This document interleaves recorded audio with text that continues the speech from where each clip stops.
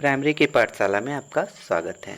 बच्चों, आज हम कक्षा 4 कलरव की पाठ्य पुस्तक से पाठ 3 जब मैं पढ़ता था इस पाठ का अध्ययन करेंगे। यह पाठ महात्मा गांधी, जिसे आप बापू और राष्ट्रपिता के नाम से भी जानते हैं, की आत्मकथा सत्य के प्रयोग से लिया गया है।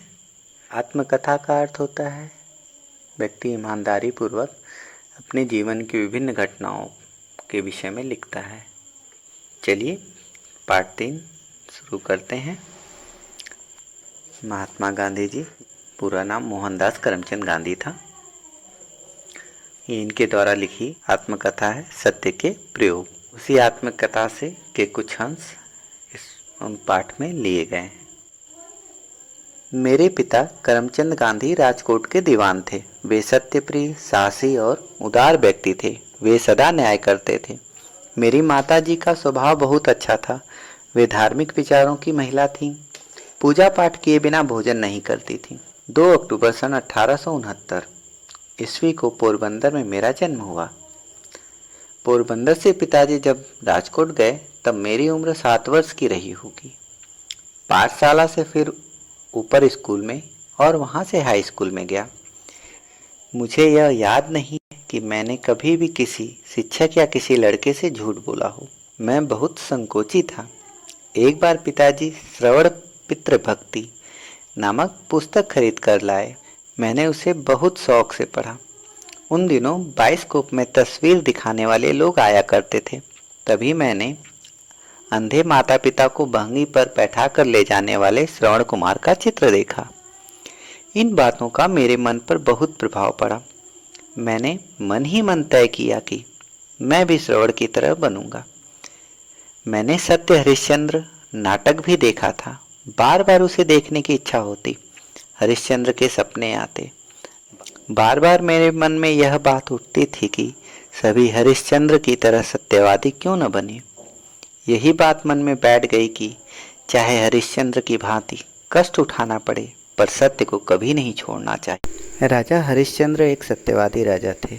सदा सत्य बोलते थे। सत्य की रक्षा के लिए उन्होंने अपनी पत्नी, बच्चे और खुद को नीलाम कर दिया। शमशान घाट पर काम किया, मुर्दा जलाया, यहाँ तक कि उनके पुत्र की मृत्यु हो गई। फिर भी वह सत्य के मार्ग से विचलित नहीं हुए। गांधी जी इन्हीं सत्यवादी राजा हरिश्चंद्र की कहानी से प्रभावित हुए। आइए अब आगे बढ़ते हैं। मैंने पुस्तकों में पढ़ा था कि खुली हवा में घूमना स्वास्थ्य के लिए लाभकारी होता है। यह बात मुझे अच्छी लगी और तभी से मैंने सैर करने की आदत डाल ली। इससे मेरा शरीर मजबूत हो गया।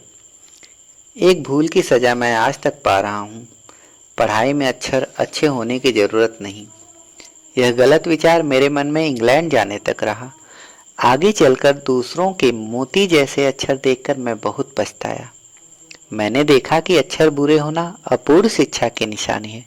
बाद में मैंने अपने अक्षर सुधारने का प्रयत्न किया, परंतु पके घड़े पर कहीं मिट्टी चढ़ सकती है। जैसा कि हम आपसे कहते हैं कि आप सुंदर अक्षर लिखने का प्रयास कीजिए।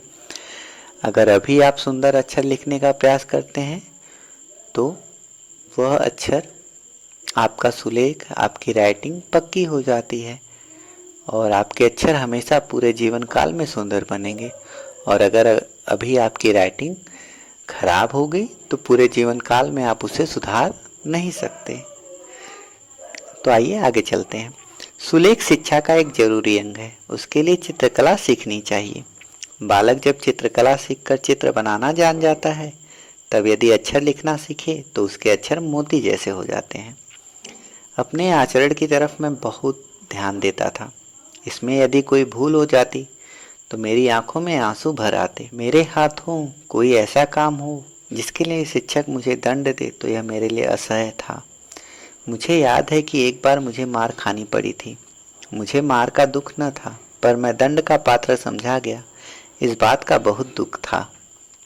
यह बात पहली या दूसरी कक्षा की है। दूसरी बात 7वीं कक्षा की है। उस समय हेडमास्टर कड़ा अनुशासन रखते थे, फिर भी वे विद्यार्थियों के लिए प्रिय थे। वे स्वयं ठीक काम करते और दूसरों से भी ठीक काम लेते थे। पढ़ाते अच्छा थे।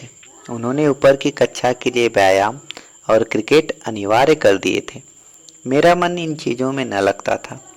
अनिवार्य होने से पहले मैं कभी व्यायाम करने, क्रिकेट या फुटबॉल खेलने गया ही नहीं था।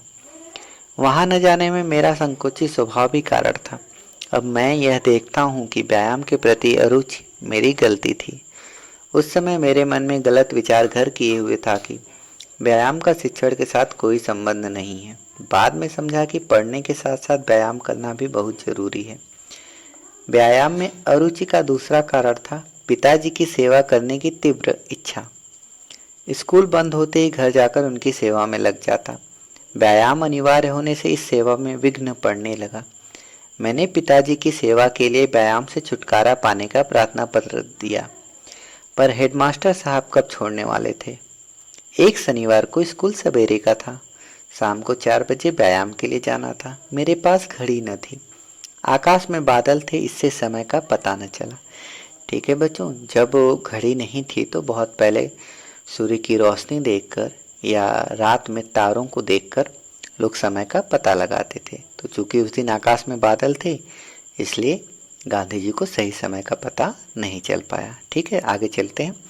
बादलों से धोखा खा गया। जब पहुंचा तो सब जा चुके थे। दूसरे दिन मुझसे कारण पूछा गया। मैंने जो बात थी बता दी। उन्होंने उसे नहीं माना और मुझे 1 या 2 आना ठीक याद नहीं कितना दंड देना पड़ा। मैं झूठा बना। मुझे भारी दुख हुआ। मैं झूठा नहीं हूँ, यह कैसे सिद्ध करूँ? कोई उपाय नहीं था। मैं मन मार कर रह गया। बाद में समझा कि सच बोलने वाले को असावधान भी नहीं रहना चाहिए। ठीक है बच्चों, हमने यह पाठ पढ़ लिया। अब आइए इससे संबंधित कुछ प्रश्नों को हल करते हैं। पहला प्रश्न है, गांधी जी ने सत्य हरिश्चंद्र नाटक देखकर क्या निश्चय किया? उत्तर है, गांधी जी ने सत्य हरिश्चंद्र नाटक देखकर निश्चय किया कि चाहे कितना भी कष्ट उठाना पड़े, किंतु सत्य को कभी नहीं छोड़ना चाहिए। अगला है, सैर करने की आदत से गांधी जी को क्या लाभ हुआ? उत्तर है, सैर करने की आदत से गांधी जी का शरीर मजबूत हो गया। अगला प्रश्न, गांधी जी के सुंदर लिखावट के बारे में क्या विचार थे? उत्तर है, गांधी जी का विचार था कि पढ़ाई में अक्षर सुंदर होने की जरूरत नहीं होती। अगला प्रश्न है, इस पाठ से गांधी जी के व्यक्तित्व के किन किन गुणों का पता चलता है? उत्तर है, इस पाठ से गांधी जी के सत्यप्रिय, दृढ़ निश्चयी, समय के पाबंद और पितृभक्ति से पूर्ण व्यक्तित्व का पता चलता है। आगे है भाषा के रंग। धर्म शब्द में इक लगाने पर धार्मिक बनता है। इसी प्रकार नीचे दिए गए शब्दों में इक लगाकर नए शब्द बनाइए। बच्चों, शब्दों के बाद जो अक्षर या अक्षर समूह लगाया जाता है उसे प्रत्यय कहते हैं। ठीक है, यह पीछे जुड़ता है। एक प्रत्यय लगाने पर शब्द का पहला स्वर दीर्घ हो जाता है। ठीक है, जैसे मास, मासिक, पक्ष, पाक्षिक, वर्ष, वार्षिक, सप्ताह और साप्ताहिक। बच्चों, अभी आपने प्रत्यय देखा जो किसी शब्द के बाद में जुड़कर नया शब्द बनाता है। उसी तरह अगर किसी शब्द के पहले जुड़ता है कोई शब्दांश तो उसे कहते हैं उपसर्ग। कुछ शब्दों के पहले अ उपसर्ग जोड़ देने से उसका विलोम बन जाता है। जैसे सावधान, असावधान, पूर्ण, अपूर्ण, रुचि, अरुचि, न्याय, अन्याय, प्रसन्न, अप्रसन्न, सभ्य और असभ्य। निम्नलिखित वाक्यांशों के लिए एक शब्द लिखिए। कभी कभी बच्चों पूरा वाक्य कहने के बजाय एक शब्द से उस वाक्य का अर्थ समझ में आ जाता है। जैसे वाक्यांश है, जो पिता का भक्त हो उसके लिए एक शब्द है पितृभक्त। इसी तरह जो सत्य बोलता हो सत्यवादी, जिसे सत्य प्यारा हो सत्यप्रिय, और सत्य के लिए आग्रह सत्याग्रह। ठीक है बच्चों, इसे अपनी कॉपी में उतार लीजिएगा। Thank you.